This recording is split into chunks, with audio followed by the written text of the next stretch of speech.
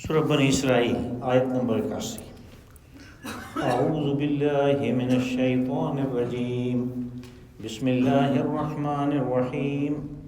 وقل جاء الحق وزهق الباطل ان الباطل كان زهوقا وننزل من القرآن ما هو شفاء ورحمة للمؤمنين ولا يزيد الظالمين إلا خسارا وَإِذَا أَنْعَمْنَا عَلَى الْإِنسَانِ أَعْرَضَ وَنَأَىٰ بِجَانِبِهِ وَإِذَا مَسَّهُ الشَّرُّ كَانَ يَئُوسًا قُلْ كُلٌّ يَعْمَلُ عَلَىٰ شَاكِلَتِهِ فَرَبُّكُمْ أَعْلَمُ بِمَنْ هُوَ أَهْدَىٰ سَبِيلًا وَيَسْأَلُونَكَ عَنِ الرُّوحِ قُلِ الرُّوحُ مِنْ أَمْرِ رَبِّي وَمَا أُوتِيتُم مِّنَ الْعِلْمِ إِلَّا قَلِيلًا وَلَئِن شِئْنَا لَنَذْهَبَنَّ بِالَّذِي أَوْحَيْنَا إِلَيْكَ ثُمَّ لَا تَجِدُ لَكَ بِهِ عَلَيْنَا وَكِيلًا إِلَّا رَحْمَةً مِّن رَّبِّكَ إِنَّ فَضْلَهُ كَانَ عَلَيْكَ كَبِيرًا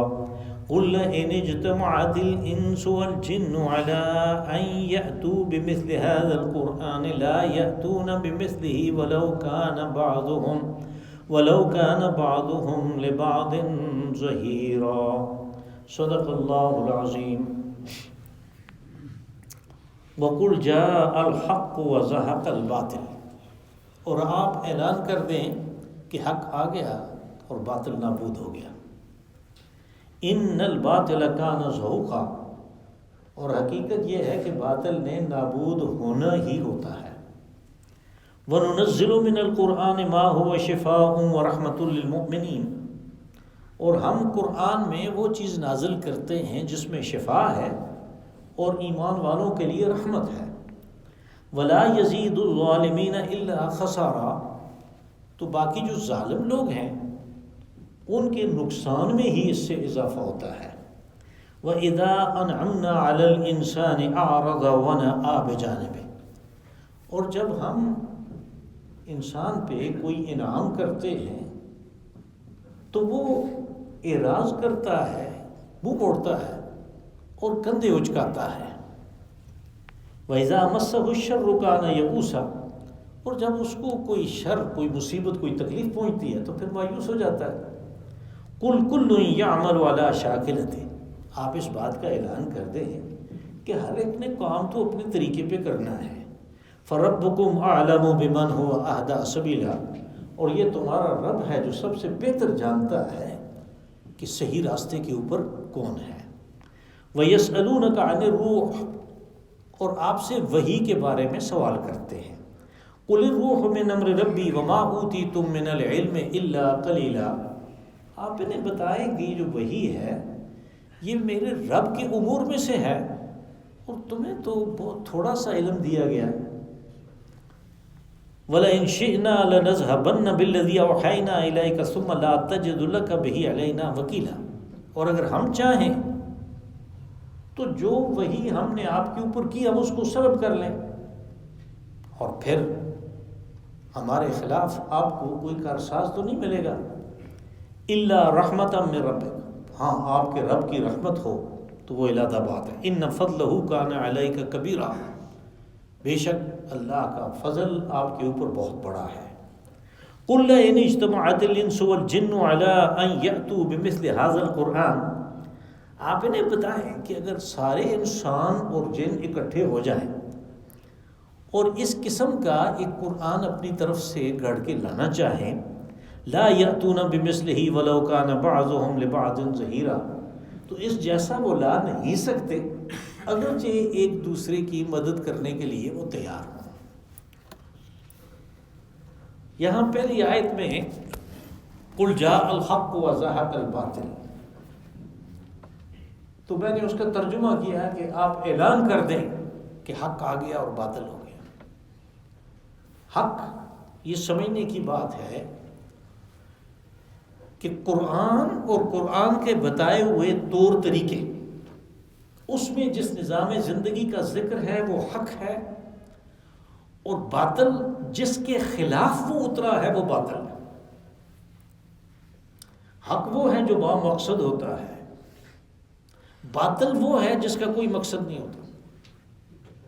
حق وہ ہے کہ جس کی بنیاد انسانوں کی فطرت کے اندر موجود ہے، باطل وہ ہے کہ جس کی کوئی بنیاد نہیں ہے۔ یہ حق اور باطل کے درمیان فرق ہے۔ اب یہ ہجرت کے موقع پہ یعنی یہ بشارت دی جا رہی ہے، پہلے کل کے درس میں یہ بات آئی تھی کہ اوپر والی آیت اس میں ہجرت کی طرف اشارہ ہے کہ یہ آپ کو نکالنا تو چاہتے ہیں، لیکن جب آپ چلے جائیں گے تو پھر ان کے لیے بھی مشکل ہی ہے رہنا۔ اور پھر ہجرت کی جب بات ہوئی تو کہا کہ اس ہجرت کے ساتھ یہ اعلان کر دیں، لیکن یہ اعلان اس وقت آپ نے نہیں کیا، آپ تو ان کے وہ پہرے داروں کے درمیان سے نکل آئے۔ یہ اعلان 8 سال بعد ہوا، بلکہ یوں کہیں کہ 10 سال بعد ہوا، اور وہ اس طرح ہوا کہ مکہ فتح ہوا، اور فتح بھی اس طرح کہ کل کے درس میں جو اصول بیان ہوا تھا کہ جب رسول چلا جاتا ہے تو پھر قوم کے لیے، اس کی وہ قوم جنہوں نے انکار کر دیا تھا اس کی رسالت کو ماننے سے، ان کے لیے ہلاکت و بربادی ہے۔ اس کی 2 صورتیں ہوتی ہیں، یا تو وہ اللہ کے عذاب سے ہلاک ہو جاتے ہیں، یا رسول اور اس کے ساتھیوں کی تلواروں سے ان کا فیصلہ ہوتا ہے۔ قریش کے معاملے میں اس دوسرے طریقے پہ فیصلہ ہوا کہ بدر کے میدان میں وہ سارے سردار سوائے ایک ابو لہب کے کہ وہ آیا نہیں تھا اپنی بزدلی کی وجہ سے، اور اپنی جگہ پہ اس نے باقاعدہ ابو جہل کو کہا کہ یہ میں اپنے 2 غلام بھیج رہا ہوں اپنی جگہ پہ، ایک کی جگہ 2۔ تو باقی سارے سردار جو وہاں آئے تھے وہ قتل ہو گئے۔ جو دوسرے نمبر کے لیڈر تھے، جو دوسری لائن کے لیڈر تھے، ان میں سے اکثر قید ہو گئے، اور پھر قید میں ان کے ساتھ جو سلوک ہوا، یہ وہ لوگ تھے جو سب سے پہلے مسلمان ہوئے، انہوں نے اسلام قبول کیا۔ اب جو پیچھے رہ گئے مکہ میں سوائے ابو سفیان کے، جس کے پاس سربراہی آ گئی قریش کی، باقی تو لیڈر قسم کا کوئی تھا ہی نہیں۔ اور پھر جب مکہ فتح ہوا سن 8 ہجری میں رمضان میں، تو وہ اس طرح فتح ہوا کہ وہ باقی رہنے والے سارے انہوں نے ہتھیار ڈال دیے، انہوں نے کوئی مزاحمت نہیں کی۔ وہ جو ایک جگہ پہ ہوئی جنوبی کونے میں، وہ ان کا ذاتی فعل تھا، جو تلواریں لے کے آ گئے تھے، اور انہوں نے مار کھائی اور انہوں نے بھی ہتھیار ڈال دیے۔ اب رسول اللہ صلی اللہ علیہ وسلم ایک فاتح کی حیثیت سے حرم میں داخل ہوئے۔ جب آپ بیت اللہ کے اندر گئے تو وہاں بت رکھے ہوئے تھے، اور وہ بت اتنے زیادہ تھے کہ ان قبیلوں کا تو آپس میں جھگڑا ہوتا تھا کہ ہمارے بت کے لیے جگہ تم نے تھوڑی چھوڑی ہے۔ اور سرور عالم صلی اللہ علیہ وسلم نے، آپ کا دستور تھا کہ آپ کے ہاتھ میں عصا تو ویسے بھی ہوتا تھا، تو اس عصا سے ان کو اوندے منہ گرایا، اور ساتھ میں آپ پڑھتے جاتے تھے وَقُلْ جَاءَ الْحَقُّ وَزَهَقَ الْبَاطِلُ إِنَّ الْبَاطِلَ كَانَ زَهُوقًا۔ اس لیے کہ ان الباطل كَانَ زَهُوقًا کا جیسے ترجمہ میں آپ نے سنا کہ اس لیے کہ باطل ہے ہی نابود ہونے کے لیے۔ میں نے ترجمے میں یہ بات بھی کہی کہ اس کی بنیاد انسانی فطرت میں نہیں ہوتی، بس اس کی مثال خودرو جھاڑیوں جیسی ہے، جس کا فائدہ تو کسی کو نہیں، نقصان ہے، لیکن اگر ان خودرو جھاڑیوں کو چھوڑ دیں، ان کانٹے دار چیزوں کو، آپ ان کا علاج نہ کریں، تو پھر آپ کی محنت اور آپ کا ایک بیج اور آپ کا سب کچھ جو آپ نے اس زمین میں بویا وہ ضائع ہو جائے گا۔ اور یہ اس وقت تک بڑھتی رہتی ہیں جب تک ان کو کاٹنے والے اور ان کو جڑ سے اکھیڑ کے پھینکنے والے ہاتھ میدان میں نہیں آ جاتے۔ جب وہ ہاتھ آ جاتے ہیں تو پھر ان سے تھوڑی سی محنت کے ساتھ ہی وہ سارا کام آسانی سے ہو جاتا ہے، جس کو ہم گوڑی کہتے ہیں۔ تو یہ باطل کا نابود ہونا اصل میں ایسے ہی ہے کہ جیسے کسی ذمہ دار کی زمین سے نہ وہ جڑی بوٹیاں جن کی ضرورت نہیں ہے ان کو اکھاڑنے کا عمل ہے۔ اور انہوں نے تو اکھڑنا ہی ہوتا ہے۔ وَنُنَزِّلُ مِنَ الْقُرْآنِ مَا هُوَ شِفَاءٌ وَرَحْمَةٌ لِّلْمُؤْمِنِينَ۔ اب سارا اعتراض ان کا تو قرآن پاک پہ ہے، اس لیے کہ اس قرآن میں وہ بات سب سے زیادہ بیان ہوئی جو انہیں بہت ناپسند تھی، اور وہ کیا تھی؟ توحید کی بات، کہ اللہ معبود، خالق و مالک وہ ایک ہے، اس کی معبودیت میں، اس کی الوہیت میں، اس کی صفات میں کوئی دوسرا شریک نہیں ہے۔ یہ بات انہیں سخت ناپسند تھی، اور اس ایک بات کی ناپسندیدگی کی وجہ سے وہ سارے قرآن سے بھاگتے تھے اور اس سے نفرت کرتے تھے۔ تو انہیں بتایا گیا کہ یہ جس سے تم نفرت کرتے ہو، جس سے تم بھاگتے ہو، یہ چیز کیا ہے؟ کیا ہم تو قرآن میں وہ چیز اتار رہے ہیں جو شفا ہے۔ اب اس شفا کو دیکھ کے ہمیں اگر یہ سمجھنا ہے کہ بھئی اس میں شفا ہے، تو بس اس آیت کا تعویذ بنا کے گلے میں ڈال لیں، اس کے ورد کا کوئی طریقہ کسی سے پوچھ لیں۔ اب روزانہ کورونا ہو جاتا ہے، بہت زیادہ پھیل رہا ہے، تو اس کی وجہ سے، اس کے ذریعے سے اس کا علاج کریں۔ نہیں، قرآن پاک کو فزیالوجی کی کتاب نہیں ہے، بلکہ یہ اخلاقیات کی کتاب ہے۔ اور جس طرح انسان کو بدنی بیماریاں لاحق ہوتی ہیں، ایسے اس کو روح کی اور نفس کی بیماریاں بھی لاحق ہوتی ہیں۔ اب وہ بیماریاں کیا ہیں؟ اس کے اندر تکبر آ جاتا ہے، اس میں ریا آ جاتا ہے، اس میں نفرت پیدا ہو جاتی ہے، اور اس میں بغض آ جاتا ہے، اور اس میں دوسروں کو اپنے سے کم سمجھنے کی بات آ جاتی ہے، اور اس میں اپنے علم کے اوپر، اپنی خوبصورتی کے اوپر، اپنی جوانی اور طاقت کے اوپر ناز اور نخرے آ جاتے ہیں، اپنی دولت کے اوپر ناز اور نخرے آ جاتے ہیں۔ یہ ساری بیماریاں، اس میں حرص آ جاتی ہے، یہ ساری اس کی روح کی بیماریاں ہیں۔ ان بیماریوں کا علاج اس کے اندر ہے۔ اور یاد رہے کہ جیسے بدن روح کے بغیر زندہ نہیں رہتا، اسی طرح انسان کی روح بھی اس اصل چیز کے بغیر زندہ نہیں رہتی کہ جو اس کی آبیاری کے لیے، اس کی بڑھوتری کے لیے، اس کی صحت کے لیے ضروری ہے۔ کیونکہ آگے ایک آیت آ رہی ہے اس بات میں آج کے درس میں، اس لیے میں یہاں اس اشارے پہ اکتفا کرتا ہوں۔ کہا کہ اس میں شفا ہے اور رحمت للمومنین، جنہوں نے اس کے ذریعے سے اپنے اندر کی بیماریوں کا علاج کر لیا۔ یہ آگے پیچھے چیزیں اس لیے آئی ہیں اور ان کے درمیان واو ہے، جنہوں نے یہ کام کر لیا کہ اپنی اندر کی بیماریاں اس سے انہوں نے ٹھیک کر لی، اندر کے روگ ٹھیک کر لیے، ان کے لیے یہ رحمت ہے۔ اور اللہ کی رحمت وہ چیز ہے کہ جس کی وجہ سے ہر ایک جنت میں جائے گا بالآخر، یعنی انجام کے اعتبار سے یہ رحمت ہے۔ یہاں تک کہ رسول اللہ صلی اللہ علیہ وسلم نے فرمایا کہ کوئی شخص اللہ کی رحمت کے بغیر جنت میں نہیں جائے گا۔ تو کسی صحابی نے ہمت کر کے پوچھ لیا کہ کیا آپ بھی؟ آپ نے فرمایا ہاں میں بھی۔ بس یہ وہ رحمت ہے کہ جس کے حصول کا طریقہ یہ ہے کہ اندر جو بیماریاں ہیں، جو روگ لگے ہوئے، ان کا علاج اس کتاب سے کیا جائے۔ وَلَا يَزِيدُ الظَّالِمِينَ إِلَّا خَسَارًا۔ اب کہا کہ مومنین کے لیے تو یہ رحمت ہے، وہ اس کے ذریعے سے اپنی بیماریوں کا علاج کرتے ہیں، ان کے لیے رحمت ہے۔ لیکن جو ظالم ہے یعنی مشرک ہے، آپ کو پتہ ہے کہ قرآن پاک میں اکثر جگہوں پہ ظلم جو ہے وہ شرک کے معنوں میں لیا گیا ہے۔ ان الشرک لظلم عظیم۔ حضرت لقمان نے بھی بیٹے کو کہا کہ بیٹے شرک نہیں کرنا، شرک بہت بڑا ظلم ہے۔ اور پھر یہاں پہ بھی یہ بات آئی تو اس سے بھی یہاں بھی مراد مشرکین ہیں، مکہ والے۔ کہا ان کے لیے اس قرآن پاک میں نقصان میں اضافہ ہو رہا ہے، کیونکہ پہلے تو ان کے پاس آیا نہیں تھا تو وہ توحید کو تسلیم نہیں کر رہے تھے، مشرک تھے۔ اب توحید کی بات آ گئی، دلائل آ گئے، رسول نے بیان کر دی، اب بھی نہیں مان رہے تو پھر نقصان ہی ہے، اپنے نقصان میں اضافہ کر رہے ہیں۔ وَإِذَا أَنْعَمْنَا عَلَى الْإِنسَانِ أَعْرَضَ وَنَأَىٰ بِجَانِبِهِ۔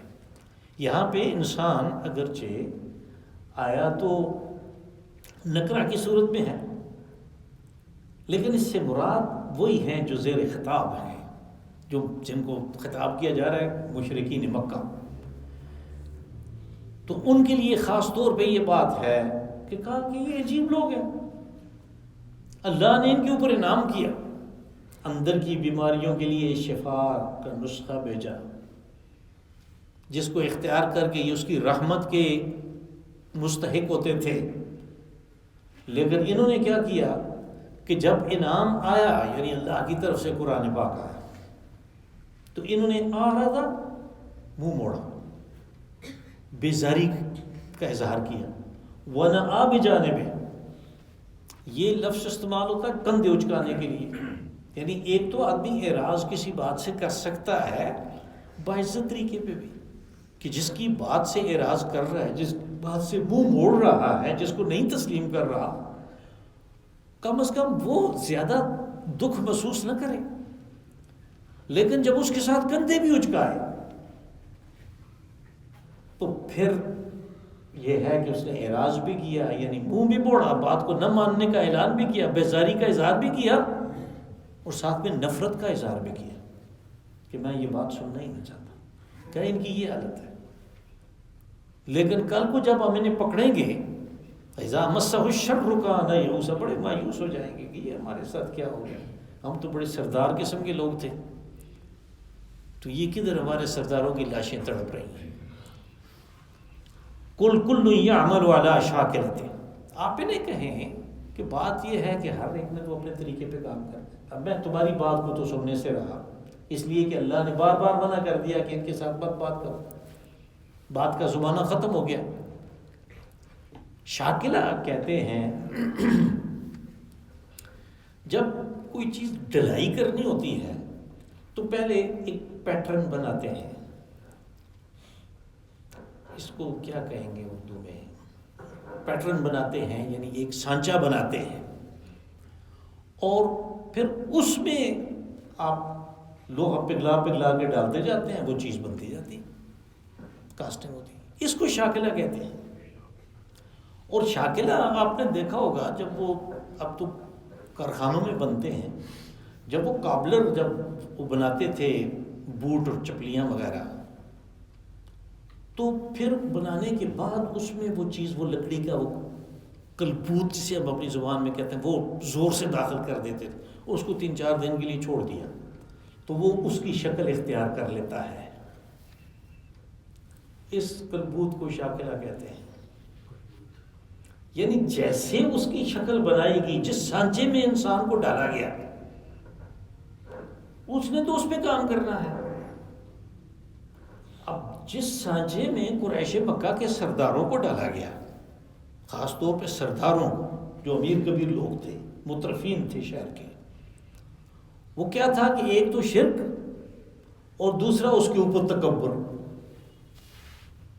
کسی دوسرے کو وہ انسان سمجھنے کے لیے تیار نہیں تھے، غلاموں کے ساتھ کیا سلوک کر رہے تھے، حالانکہ وہ بھی انہی کی طرح کے انسان تھے۔ تو کہا کہ تمہارا تو یہ سانچہ ہے، اس کو تبدیل ہونے کے لیے تو تمہیں سوچنا چاہیے کہ اس شکل کو، اس روش کو تبدیل کرنے کے لیے ہمیں کیا کچھ کرنا پڑے گا، یہ کوئی ٹھیک روش نہیں ہے۔ لیکن پہلے آدمی یہ تو سمجھے کہ یہ ٹھیک روش نہیں ہے۔ اس ٹھیک روش، اس غلط روش کو جب وہ کہتے تھے کہ ہم سب سے زیادہ ہدایت یافتہ ہیں، جس کا ثبوت یہ ہے کہ ہمارا اللہ ہمارے اوپر مہربان ہے، تو اس سوال کا، یعنی اس گھمنڈ کا جواب دیا گیا، فَرَبُّكُمْ أَعْلَمُ بِمَنْ هُوَ أَهْدَىٰ سَبِيلًا، کہا ان کو بتاتے ہیں کہ تمہارا رب جو ہے وہ بہتر جانتا ہے کہ زیادہ ہدایت پہ کون ہے۔ بار بار تم کہتے ہو کہ ہم سیدھے راستے پہ ہیں، ہمارا راستہ غلط نہیں، ہم ابراہیم علیہ السلام کے راستے پہ چل رہے ہیں، تو رب جانتا ہے کہ سیدھے راستے پہ کون ہے۔ وَيَسْأَلُونَكَ عَنِ الرُّوحِ، اور آپ سے روح کے بارے میں پوچھتے ہیں۔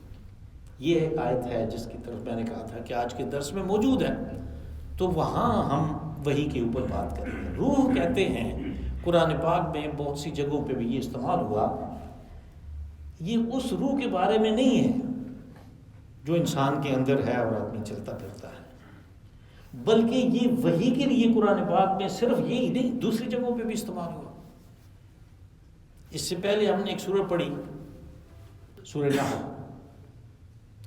اس سورہ نحل کی دوسری آیت ہے وَيُنَزِّلُ الْمَلَائِكَةَ بِالرُّوحِ مِنْ أَمْرِهِ عَلَى مَنْ يَشَاءُ مِنْ عِبَادِهِ، اور اپنے فرشتوں کو اتارتا ہے وحی کے ساتھ اپنے بندوں میں سے جس کے اوپر وہ چاہتا ہے. اور اسی طرح سورہ شورى کے آخر میں بھی یہ بات آئی، وہاں پہ بھی وحی کے لیے روح کا لفظ استعمال ہوا، اور ایک آدھ جگہ پہ اور بھی ہے قرآن پاک میں. تو یہاں پہ بھی یہ وحی کے لیے استعمال ہوا کہ حضور صلی اللہ علیہ وسلم جب کوئی وحی اترتی تھی تو وہ کہتے تھے لوگوں میں، صحابہ اکرام کو سکھاتے تھے، اور ان کے ذریعے سے اور آپ کے ذریعے سے لوگوں کو پتہ چلتا تھا کہ یہ نئی وحی آئی ہے. تو پھر ان کو تکلیف ہوتی تھی کہ یہ وحی آپ کے اوپر آتی ہے، ہمارے اوپر کیوں نہیں آتی؟ فرشتے نے آپ میں کیا چیز دیکھ لی ہے کہ ادھر جاتا ہے ہمارے پاس نہیں آتا؟ ان کو بار بار یہ سمجھایا گیا کہ یہ امر ربی ہے، قل الروح من امر ربی. امر ربی یہ ہوتا ہے کہ وہ امور الہیہ میں سے ہے، اس کو کوئی نہیں پہنچ سکتا. یہ امور الہیہ ہے، یعنی اللہ کا اپنا بطور الہ اس کا یہ فیصلہ ہے کہ میں نے یہ کام کرنا ہے. یہاں تک کسی کو اختیار نہیں ہے کہ ایک دفعہ ایک موقع پہ ایسا ہوا کہ کافی دنوں کے لیے وحی نہیں آئی. نتیجہ یہ کہ جبرائیل امین بھی نہیں آئے، ورنہ کبھی وہ وحی کے بغیر بھی آتے تھے. نہیں آئے تو جب وہ آئے تو آپ نے کچھ ان سے شکایت کی کہ میں انتظار میں تھا اور آپ آئے نہیں. تو پھر قرآن پاک میں سورہ مریم میں یہ آیت آئی کہ وَمَا نَتَنَزَّلُ إِلَّا بِأَمْرِ رَبِّكَ، ہم آپ کے رب کے امر کے بغیر، یعنی امور الہیہ میں سے ہے کہ کب جانا ہے، اس کے بغیر ہم نہیں آتے. تو یہاں پہ یہ جس روح کی بات ہو رہی ہے یہ وحی ہے. وحی کے بارے میں انہیں اعتراض تھا. جو روح کی بحث ہے اس سے وہ لوگ نہ بلد تھے، وہ نہ آشنا تھے، اس قسم کے کاموں میں وہ نہیں پڑھتے تھے. تو ان کو کہا گیا کہ یہ جو وحی ہے یہ امور الہیہ میں سے ہے، قل الروح من امر ربی. اب تم اس کو سمجھنا چاہتے ہو،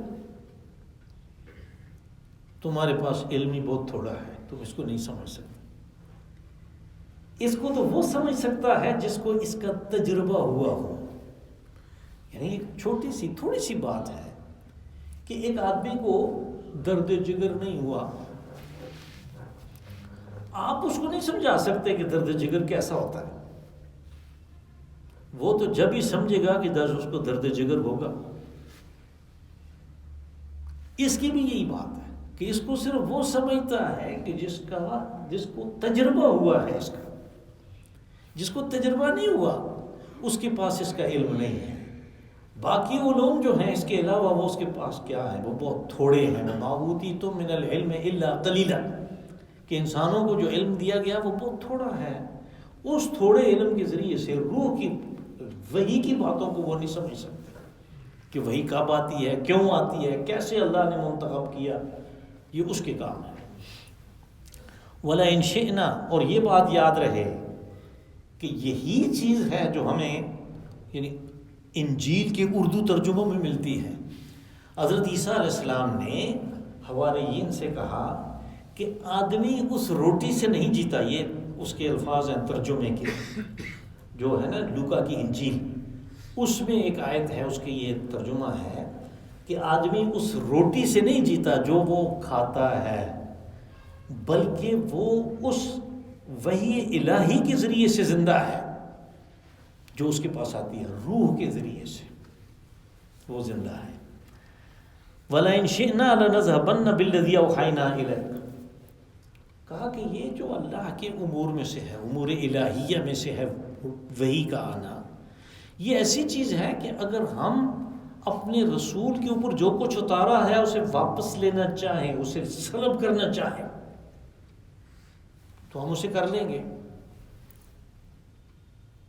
اور کوئی طریقہ رسول کے پاس بھی نہیں ہوگا کہ وہ اس کو واپس لے سکے. کہ یہ میرے اوپر وحی اتری تھی، میں اس کو واپس لینا چاہتا ہوں، یہ واپس ہو گئی ہے، یہ آپ نے واپس لے لی ہے، میں پھر اسے لینا چاہتا ہوں. کوئی اس کو ایسا کارساز نہیں ملے گا کہ جس کے ذریعے سے وہ اس کو، یعنی یہ اس کے خالص امر الہی میں سے ہونے کے لیے اس کے اوپر ایک دلیل بیان کی اللہ نے، ورنہ ایسی کوئی صورت نہیں ہے کہ جو وحی آئی وہ واپس چلے گئی. رسول اللہ صلی اللہ علیہ وسلم نے ہر چیز کو محفوظ کیا، اس لیے کہ قرآن پاک نے باقی رہنا ہے تو اللہ کے حکم سے محفوظ کیا. اور ہر وحی کو لکھوانے کے بعد، اس لیے کہ آپ خود تو لکھتے نہیں تھے، تو کاتبین وحی میں سے کسی ایک سے وہ لکھوا کے اس کو یہ بتاتے تھے کہ اس کو کہاں پہ رکھنا ہے، کس جگہ پہ رکھنا ہے، کس آیت کے بعد کس صورت میں اور کس آیت سے پہلے یہ حصہ رکھنا ہے. اس طرح کرتے کرتے وہ سارا ایک نسخہ جو ہے مکمل ہو گیا. یہ نسخہ حضرت حفصہ کے پاس تھا اور وہ اسی ترتیب سے رکھا ہوا تھا جس سے رسول اللہ صلی اللہ علیہ وسلم نے رکھوایا تھا. یہ وہ نسخہ ہے بنیاد جس کو لے کر حضرت ابو بکر صدیق رضی اللہ عنہ نے جنگ یمامہ کے بعد لکھوانے کی کوشش کی اور کچھ کام ہوا بھی. حضرت عمر رضی اللہ عنہ نے اپنے دور خلافت میں بھی کیا اور کچھ ہوا بھی. لیکن ایک امانت سمجھ کے حضرت ابو بکر صدیق رضی اللہ عنہ نے واپس کیا حضرت حفصہ کو، اور حضرت عمر رضی اللہ عنہ نے واپس کیا حضرت حفصہ کو، اور حضرت عثمان نے اپنے دور خلافت میں پھر منگوایا، اور پھر آپ نے اس کو ایک مناسب طریقہ اختیار کیا. وہ طریقہ یہ تھا کہ اس وقت جو کاتبین وحی زندہ تھے ان میں سے 3 زندہ تھے، وہ 3 اور بڑے عالم بٹھا کے انہوں نے ایک کمیٹی بنائی، اور اس کمیٹی کے جو چیئرمین تھے، جو بڑے تھے، وہ زید بن ثابت تھے. ان کی سرکردگی میں ایک قرآن پاک کا نسخہ تیار کیا گیا. اس نسخے کو ایک بڑے رحل کے اوپر جہاں کھڑے ہو کے آدمی پڑھ سکتا ہے رکھا گیا مسجد نبوی میں 2 سال تک. اور حضرت عثمان رضی اللہ عنہ نے بہت سے اپنے خطبوں میں، خاص طور پہ جمعہ کے خطبوں میں، لوگوں سے درخواست کی کہ اس کو دیکھیں اور بتائیں کسی کے پاس کوئی ایسی چیز ہے جو اس میں نہ ہو، کوئی چیز یا لکھنے میں کوئی دوسرا طریقہ اختیار کیا جا سکتا ہو تاکہ ہم اس کو آخری شکل میں اس کی کاپیاں تیار کریں. 2 سال یہ کام ہوتا رہا اور واقعی اس میں کچھ نہ کچھ تبدیلیاں ہوتی رہیں.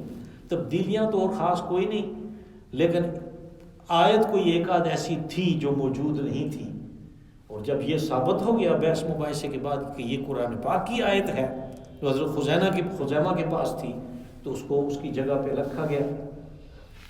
تو اس طرح وہ نسخہ مکمل ہوا. اس نسخے کا نام تھا امام. اور پھر اس سے انہوں نے 8 کاپیاں اور تیار کی، اور ان 8 کاپیوں کو مختلف شہروں میں بھیجا گیا. بصرہ میں، کوفہ میں، دمشق میں، مکہ میں، یمن میں، بحرین میں، اور ایک کاپی جو ہے وہ مسجد نبوی میں رکھی گئی. یہ 8 نسخے تھے جو حضرت عثمان رضی اللہ عنہ نے تیار کیا. آپ مختلف جگہوں پہ جمعے کے خطبوں میں حضرت عثمان کے نام کے ساتھ جامع القرآن لکھا پڑھتے ہیں، سنتے ہیں، آپ خطیب پڑھتے ہیں، تو وہ یہ ہے ان کا جمع کرنا قرآن پاک کا. اس مصحف کو جو تیار کیا گیا اس کا نام ہے مصحف عثمانی. اور مصحف عثمانی کے علاوہ کسی اور طریقے پہ کسی لفظ کو لکھنا، یہ ہمارے اسلاف نے اور تمام یعنی اس کے اوپر متفق ہیں کہ وہ لکھائی جو ہے وہ گناہ ہے، کبیرہ ہے. اس کو اسی طریقے پہ لکھا جائے گا جس طریقے پہ مصحف عثمانی میں لکھا گیا ہے، دوسرا طریقہ کوئی اور نہیں ہوگا. یہ ہیں وہ چیزیں جو اس قرآن پاک کو جنہوں نے یعنی قیامت تک کے لیے محفوظ کر دیا.